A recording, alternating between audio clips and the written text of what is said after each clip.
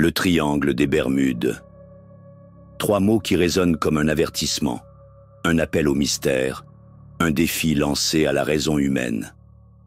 Depuis des décennies, cette région de l'Atlantique, encadrée par Miami, Porto Rico et les Bermudes, est le théâtre d'événements inexplicables. Plus de 50 avions, 20 navires et des centaines de vies disparues, sans un signal, sans un appel au secours, sans un seul indice tangible. C'est une zone où les lois de la physique semblent se dérober, où les boussoles perdent la tête, où les communications s'évanouissent dans un silence assourdissant. C'est un endroit où l'inconnu ne se contente pas de planer. Il engloutit. Les pilotes, les marins, les passagers, tous partent avec la certitude d'un voyage comme un autre, et pourtant, certains ne reviennent jamais. Aujourd'hui, nous levons le voile sur ce mystère persistant. Nous allons plonger dans les récits les plus troublants, explorer les disparitions les plus célèbres et nous aventurer au cœur des théories les plus déroutantes. Mais prenez garde, car plus nous avançons, plus les certitudes s'effondrent, plus la vérité semble insaisissable. L'histoire du triangle des Bermudes est pavée de drames et d'énigmes. Prenez le vol 19 par exemple. Une escadrille de 5 bombardiers de la marine américaine disparue le 5 décembre 1945. Les pilotes, pourtant aguerris, signalent des phénomènes étranges, des boussoles qui tournent follement, un ciel qui semble se plier sur lui-même, une perte totale de repères, et puis ces derniers mots du lieutenant Charles Taylor, glaçants. Nous entrons dans des eaux blanches. Rien ne semble normal. Nous ne savons pas où nous sommes. Après cela, plus rien. Silence radio.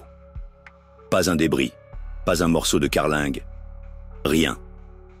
Le USS Cyclope, lui, était un mastodonte.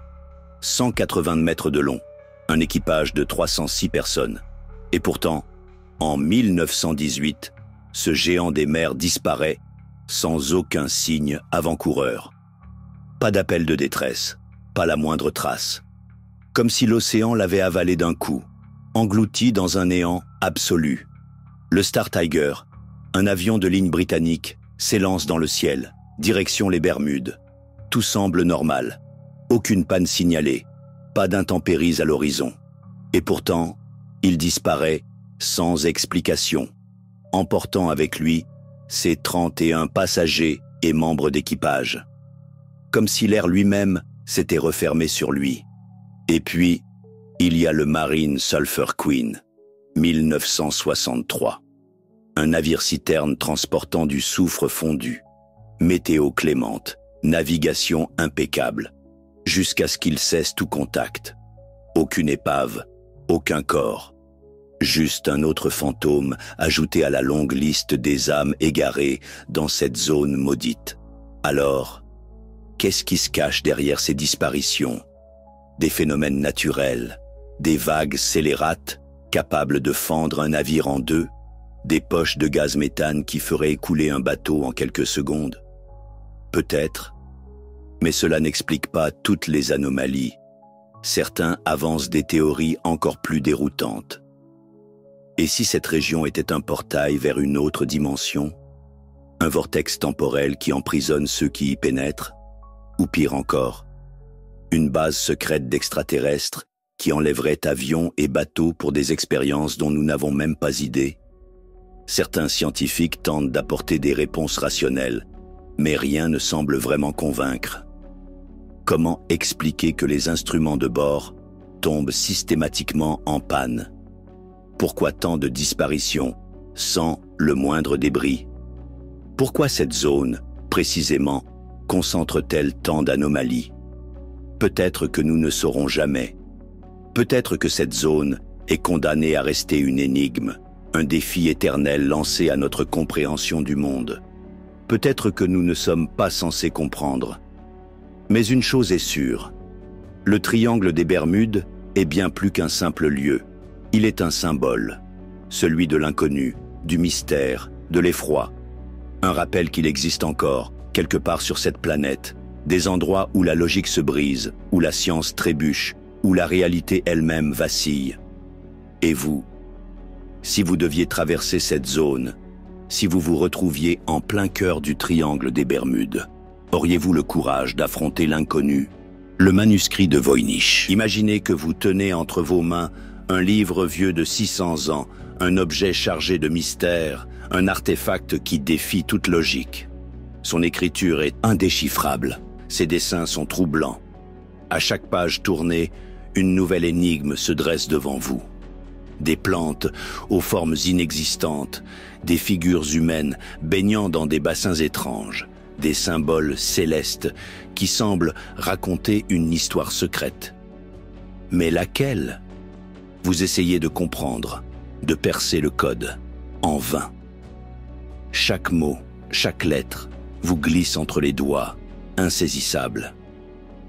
Ce livre, c'est le manuscrit de Voynich, un ouvrage qui, depuis des siècles, résiste à tous ceux qui tentent d'en percer le mystère. Découvert en 1912 par Wilfried Voynich, un libraire polonais, il est immédiatement devenu l'objet de toutes les obsessions. Cryptographes, linguistes, historiens, même des experts en code de la Seconde Guerre mondiale, tous ont échoué à en révéler le sens. Son langage n'appartient à aucune langue connue. Son alphabet ne ressemble à rien de répertorié. Les illustrations elles-mêmes semblent défier toute tentative d'interprétation rationnelle. Les pages sont couvertes de plantes fantastiques, aux formes et aux couleurs absentes de tout herbier connu. Des constellations inconnues parsèment les diagrammes astronomiques, et ces étranges femmes nues semblent interagir avec des mécanismes complexes, comme si elles participaient à un rituel dont nous ignorons tout. Pourquoi? Dans quel but? Chaque détail du manuscrit semble nous pousser vers plus de questions, plus de frustration, plus de fascination. Certains y voient un herbier médiéval, d'autres un grimoire alchimique aux secrets oubliés. Il existe même une théorie affirmant qu'il aurait été écrit par des extraterrestres. Un savoir perdu, codé, intentionnellement rendu incompréhensible pour ne jamais tomber entre les mauvaises mains. Mais qui en aurait été le gardien? Et surtout, pourquoi garder un secret aussi jalousement? Et puis, il y a cette pensée troublante. Et si ce livre n'était qu'un canular? Une plaisanterie élaborée, une farce vieille, de plusieurs siècles destinée à défier la postérité? Cela semble peu probable, tant l'œuvre est détaillée, soignée, travaillée. Non, il doit y avoir autre chose. Un but précis. Une raison qui nous échappe encore. En 2017, une équipe de chercheurs a prétendu avoir partiellement percé le mystère du manuscrit, suggérant qu'il pourrait être un guide de santé médiéval rédigé dans une langue oubliée. Une percée? Peut-être. Mais cette théorie a été vivement contestée. Trop d'éléments restent flous. Trop de questions demeurent sans réponse. Le manuscrit de Voynich est bien plus qu'un livre. Il est une énigme, un défi lancé à l'humanité. Un portail vers un savoir inconnu. Un mystère qui nous échappe encore et qui peut-être ne sera jamais résolu. Alors, si un jour vous avez la chance de le tenir entre vos mains, une seule question se posera à vous. Êtes-vous prêt à affronter l'énigme la plus persistante de l'histoire? L'histoire de D.B. Cooper. Il était une fois un homme dont le nom allait résonner à travers les âges, un homme qui, en une seule nuit, deviendrait une légende. Un après-midi ordinaire, le 24 novembre 1971, veille de Thanksgiving, un homme en costume sombre, cravate noire et lunettes de soleil franchit les portes de l'aéroport international de Portland. Il marchait d'un pas calme, presque trop calme, comme si chaque pas était calculé, chaque geste prémédité. Il acheta un billet pour Seattle, un simple aller-retour, payé en espèces. Rien ne le distinguait des autres passagers. Rien, sauf ce regard caché derrière ses lunettes noires, un regard qui semblait porter un secret trop lourd à partager. L'avion décolla, et pendant un moment, tout sembla normal. Les passagers bavardaient, les hôtesses de l'air servaient des boissons, et le bourdonnement des moteurs berçait l'atmosphère. Mais dans le siège 18C, l'homme en costume sombre attendait, patiemment. Puis, il tendit une note à une hôtesse de l'air. Elle sourit, pensant à une tentative de flirt, jusqu'à ce qu'elle lise les mots qui allaient changer leur destin à tous. « J'ai une bombe. » Le silence s'installa, lourd, oppressant. L'homme qui se faisait appeler Dan Cooper exigea 200 000 $, 4 parachutes et un ravitaillement complet de l'appareil. Il parlait d'une voix calme, mais chaque mot était une menace. Le temps semblait s'être arrêté, et dans cet instant, tout le monde comprit que leur vie ne serait plus jamais la même. À Seattle, les autorités cédèrent à ces demandes. La rançon fut livrée, les parachutes préparés. Cooper libéra les passagers, mais garda à bord le pilote, un copilote et 2 hôtesses. L'avion redécolla, direction le Mexique. Mais Cooper avait d'autres plans, des plans qui allaient le faire entrer dans l'histoire. Il ordonna au pilote de voler à basse altitude, à une vitesse réduite, et demanda que la porte arrière reste accessible. Les minutes passaient, lentes, tortueuses. Puis, dans un grondement de vent et un clignotement de lumière rouge, Cooper se leva. Il enfilait un parachute, attachait le sac de billets à son corps, et sans un mot, il sauta dans le vide, disparaissant dans les ténèbres de la nuit. L'avion poursuivit sa route, mais Cooper, lui, avait disparu. Quand l'appareil atterrit, il n'y avait plus aucune trace de lui. Aucune.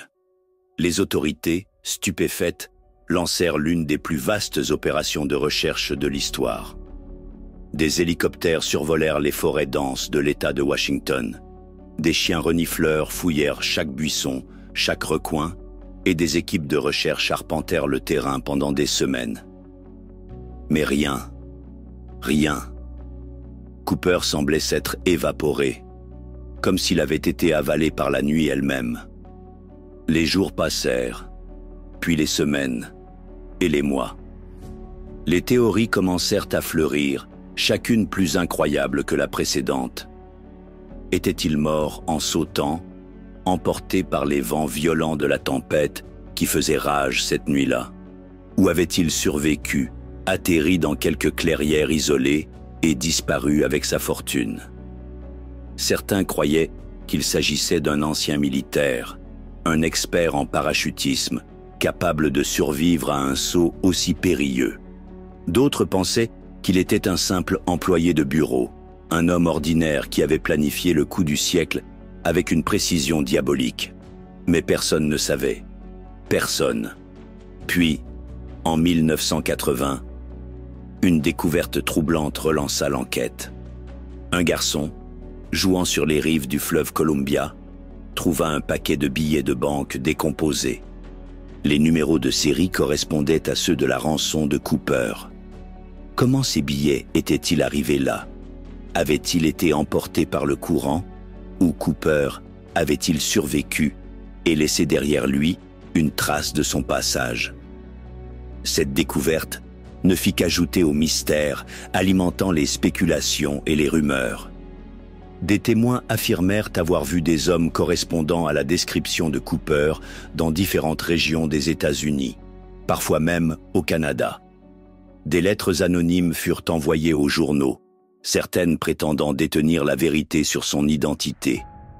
Des suspects furent interrogés, des pistes explorées, mais aucune ne mena à une conclusion définitive.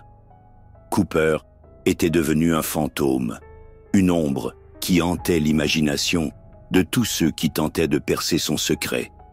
Et puis, les années passèrent, les décennies.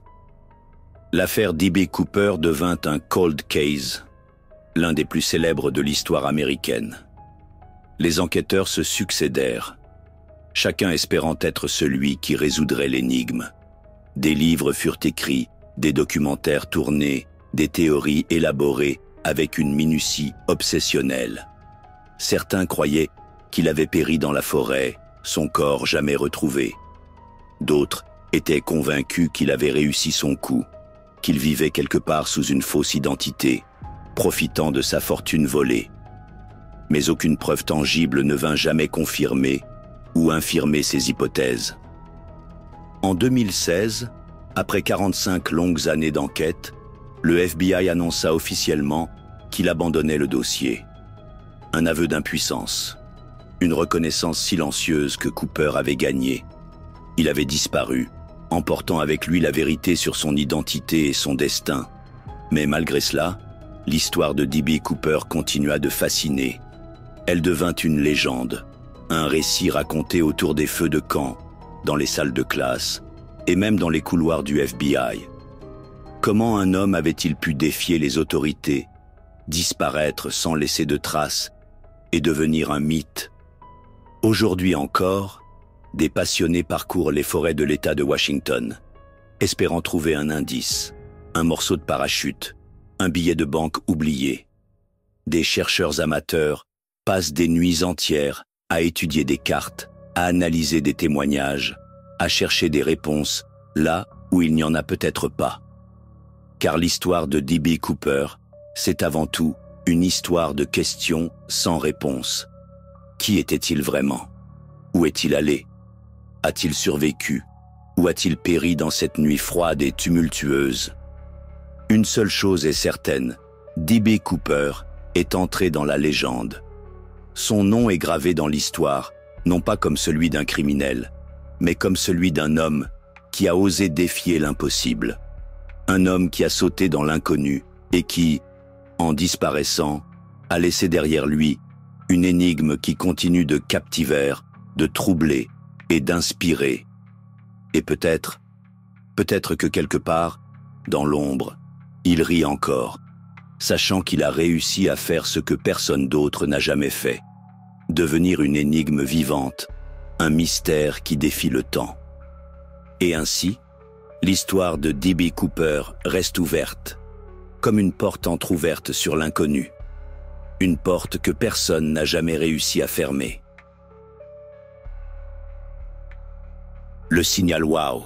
Un soir d'été, le 15 août 1977, dans l'obscurité silencieuse de l'observatoire Big Ear en Ohio, quelque chose d'extraordinaire se produisit. Un signal radio, venu des profondeurs de l'espace, traversa le cosmos et frappa la Terre avec une intensité qui laissa les scientifiques muettes de stupéfaction. Ce signal, capté pendant exactement 72 secondes, était si puissant, si anormal, qu'il défiait toute explication. Jerry Heyman, l'astronome qui l'observa sur les bandes de données, entoura les chiffres correspondants et griffonna à côté un mot qui allait entrer dans l'histoire. Waouh! Le signal venait de la constellation du Sagittaire, à des années-lumière de notre planète. Il était concentré sur une fréquence précise, 1420 MHz, celle de l'hydrogène, l'élément le plus abondant dans l'univers. Une fréquence que les scientifiques avaient longtemps considérée comme un canal potentiel de communication extraterrestre. Mais ce qui rendait ce signal si étrange, c'était son intensité. Il était 30 fois plus fort que le bruit de fond cosmique, comme si quelque chose ou quelqu'un avait délibérément projeté un message vers la Terre. Les jours suivants, les scientifiques scrutèrent le ciel, espérant capter à nouveau ce signal. Mais il ne revint jamais.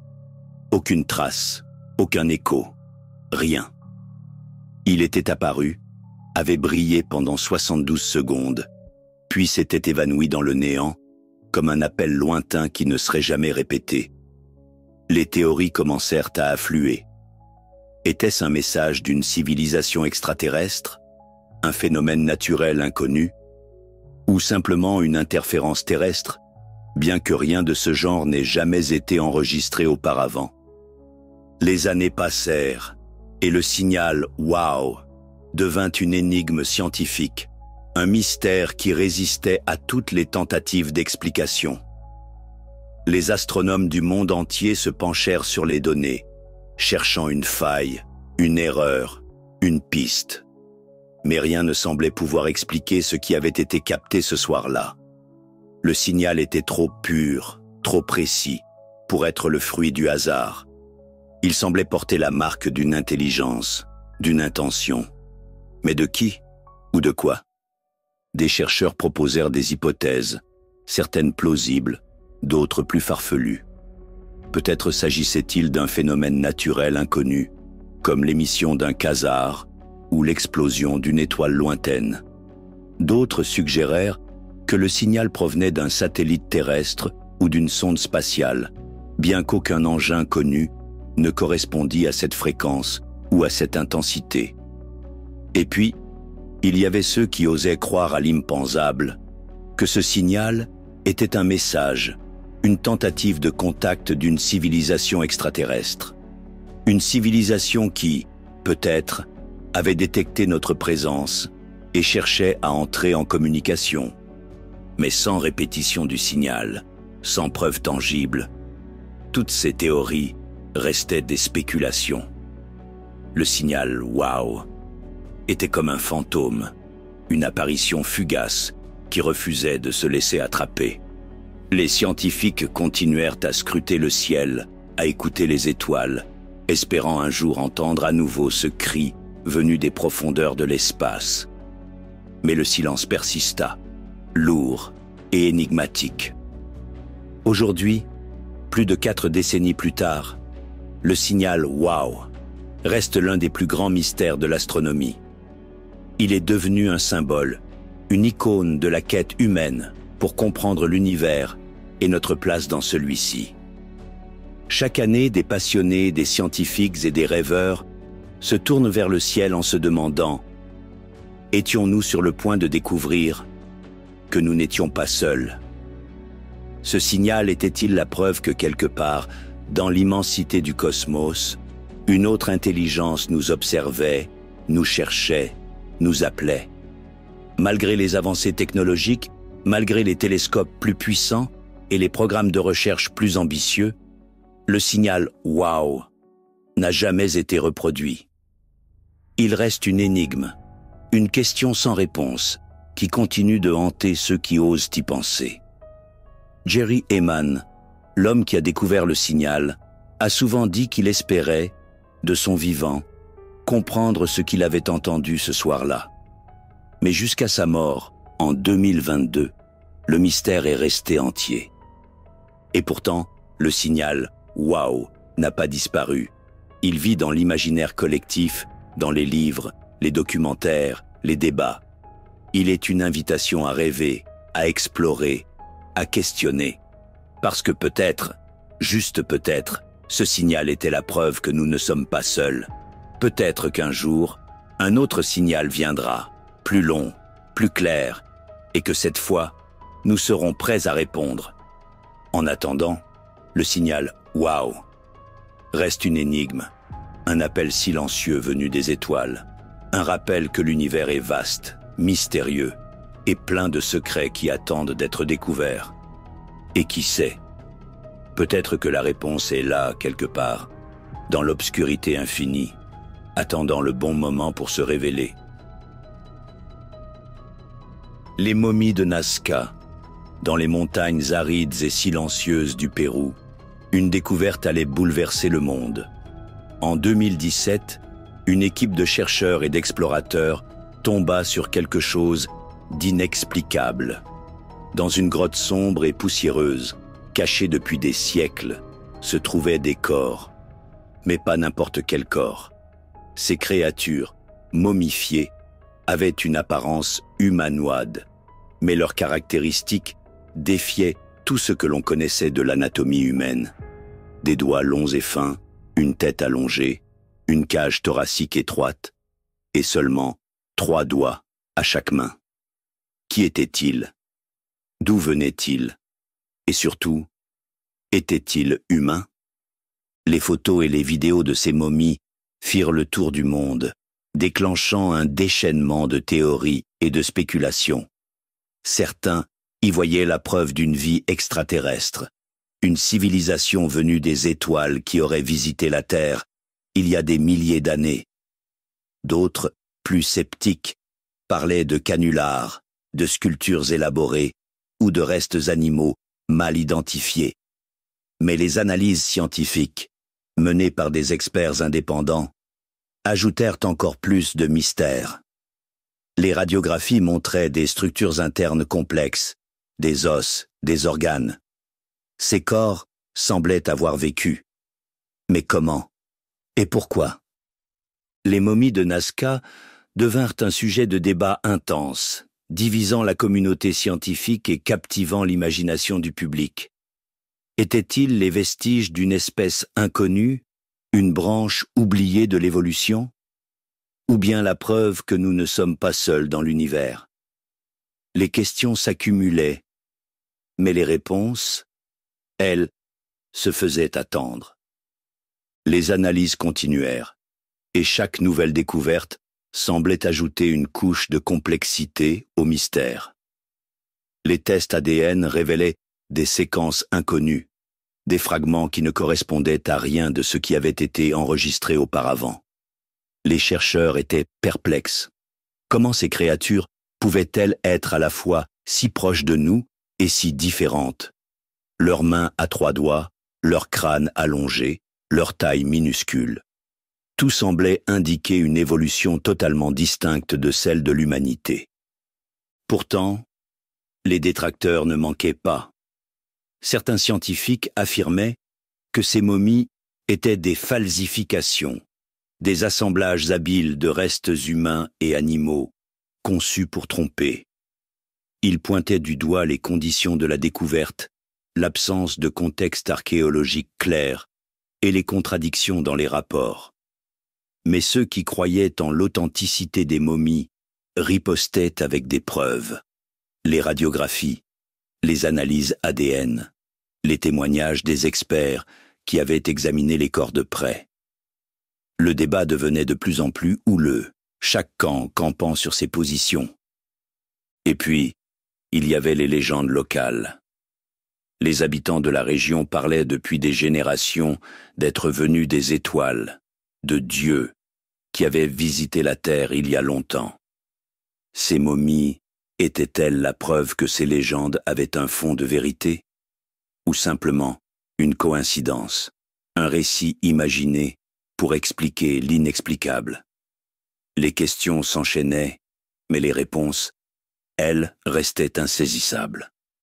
Aujourd'hui, les momies de Nazca restent l'un des plus grands mystères de notre époque. Elles sont à la fois une énigme scientifique et une source de fascination pour les rêveurs, les chercheurs et les curieux du monde entier. Chaque nouvelle analyse, chaque nouvelle théorie semble apporter plus de questions que de réponses.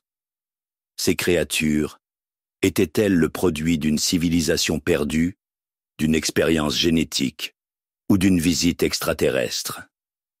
Ou bien tout cela n'était-il qu'une illusion, un canular si bien orchestré qu'il a trompé même les experts? Les momies de Nazca nous rappellent que le monde est encore plein de secrets, de choses que nous ne comprenons pas, et peut-être ne comprendrons jamais. Elles nous poussent à questionner, à explorer, à imaginer, parce que parfois, la vérité est plus étrange que la fiction, et peut-être, juste peut-être, ces corps étranges sont-ils la clé d'un chapitre oublié de notre histoire, un chapitre qui attend encore d'être écrit. En attendant, les momies reposent dans l'ombre, silencieuses, comme si elles gardaient un secret trop grand pour être révélé. Et nous restons là, à les observer, à nous demander qui étaient-ils vraiment? Et que nous disent-ils sur nous-mêmes, sur notre place dans cet univers si vaste, si mystérieux? Une chose est sûre, leur histoire n'est pas terminée, elle ne fait que commencer. Les disparitions du phare d'Ailean Mor. Par une froide matinée de décembre 1900, Au large des côtes écossaises, un bateau approcha de l'île d'Aileanmore, où se dressait un phare solitaire.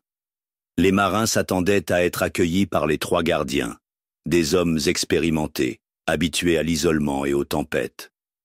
Mais ce jour-là, aucune lumière ne guidait leur chemin, aucun signe de vie. Le phare, habituellement symbole de sécurité, semblait abandonné, silencieux, comme si quelque chose de terrible s'était produit. En montant les marches du phare, les marins sentirent un frisson leur parcourir l'échine. La porte était verrouillée de l'intérieur. À l'intérieur, tout était en ordre. Trop en ordre. La table était mise pour le repas, les lits faits, les horloges arrêtées. Mais les gardiens avaient disparu.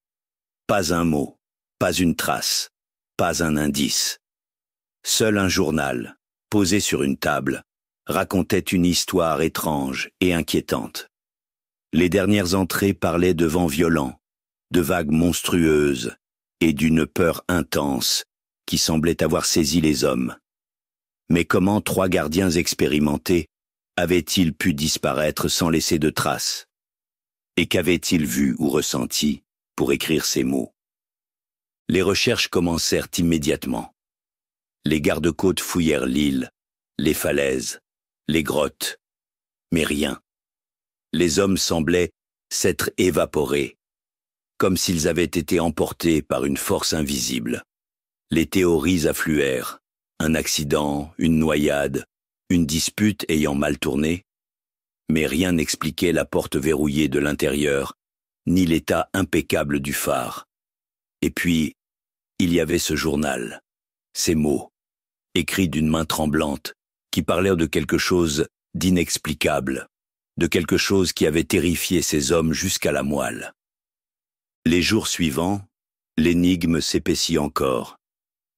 Les autorités interrogèrent les familles des gardiens, les collègues, les amis.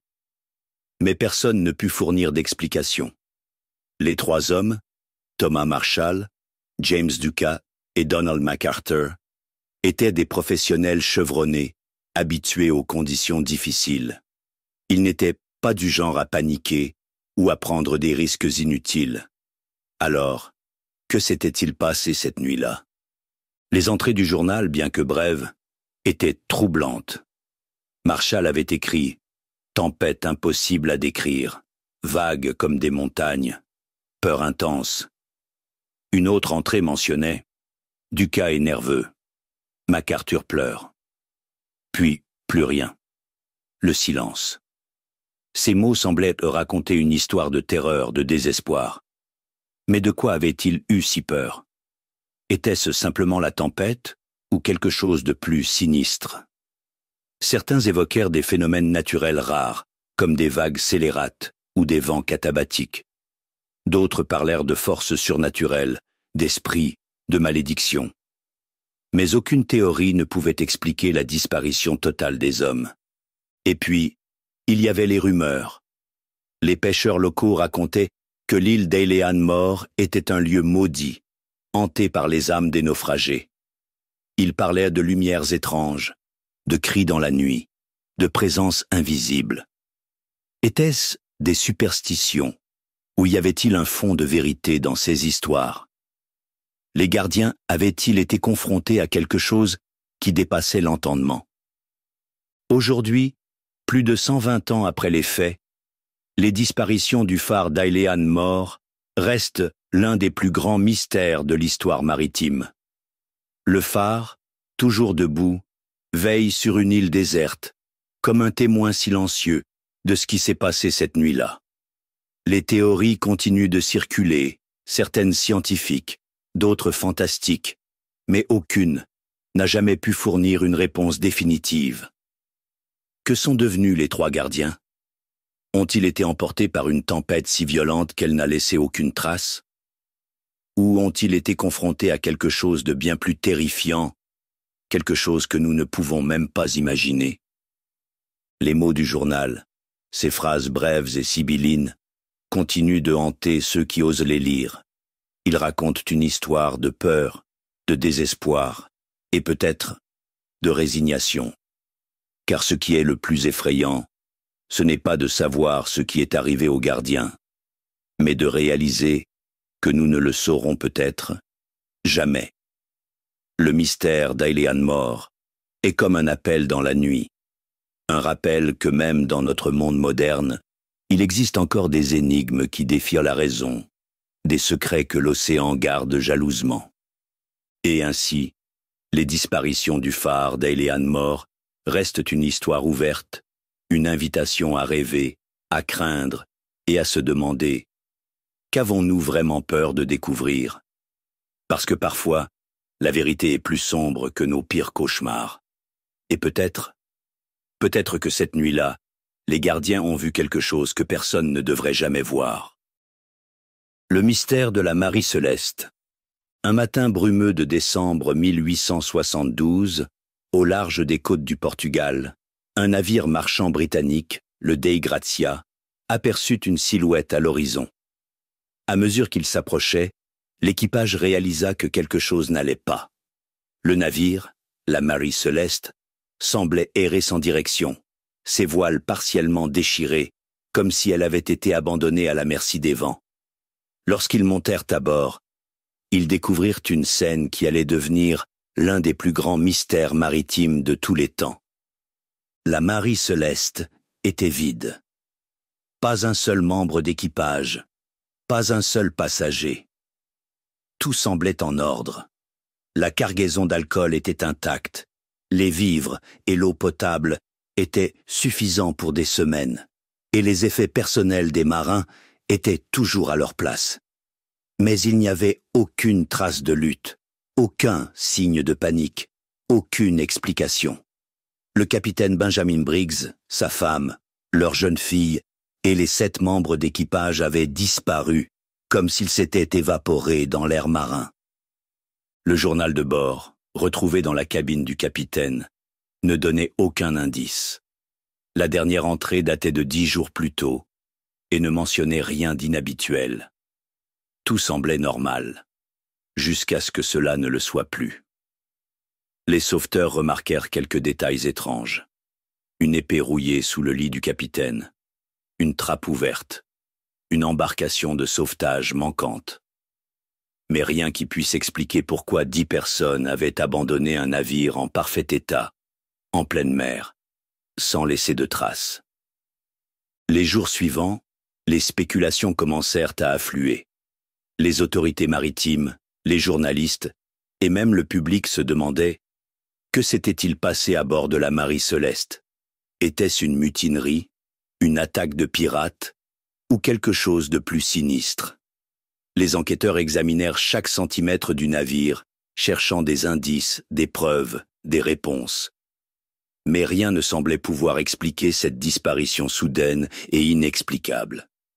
Certains évoquèrent des phénomènes naturels, une trombe marine, un tremblement de terre sous-marin, ou même une vague scélérate qui aurait terrifié l'équipage au point de les pousser à abandonner le navire.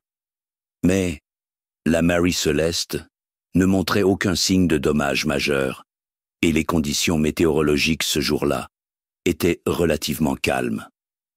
D'autres parlèrent de panique collective, d'une hallucination de masse causée par des vapeurs toxiques provenant de la cargaison d'alcool. Mais là encore, aucune preuve tangible ne venait étayer cette théorie. Et puis, il y avait les rumeurs plus sombres. Certains murmuraient que le navire était maudit, qu'il portait une malédiction depuis des années. D'autres évoquaient des créatures marines, des apparitions, ou même une intervention extraterrestre. Mais ces idées, aussi fascinantes soient-elles, ne faisaient qu'ajouter au mystère, sans jamais l'éclaircir.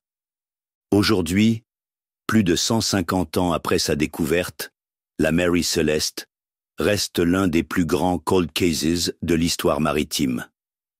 Le navire lui-même a fini par sombrer dans l'oubli, coulé volontairement en 1885, après une série de malheurs et de changements de propriétaires. Mais son histoire, elle, continue de captiver et de troubler. Que s'est-il vraiment passé ce jour-là? Pourquoi un équipage expérimenté, dirigé par un capitaine compétent, a-t-il abandonné un navire en parfait état, sans laisser de traces? Les théories continuent de circuler, certaines plausibles, d'autres fantastiques, mais aucune n'a jamais pu fournir une réponse définitive. La Mary Celeste est devenue un symbole, un rappel que même dans notre monde moderne, il existe encore des énigmes qui défient la raison, des secrets que l'océan garde jalousement. Elle nous pousse à questionner, à imaginer, à rêver. Parce que parfois, la vérité est plus étrange que la fiction. Et ainsi, le mystère de la Mary Celeste reste une histoire ouverte, une invitation à explorer l'inconnu, à affronter nos peurs et à se demander « Qu'avons-nous vraiment peur de découvrir ?» Parce que peut-être, juste peut-être, la réponse est là, quelque part dans les profondeurs de l'océan, attendant le bon moment pour se révéler. En attendant, la Mary Celeste continue de naviguer dans notre imaginaire, comme un fantôme, une énigme qui ne sera peut-être jamais résolue.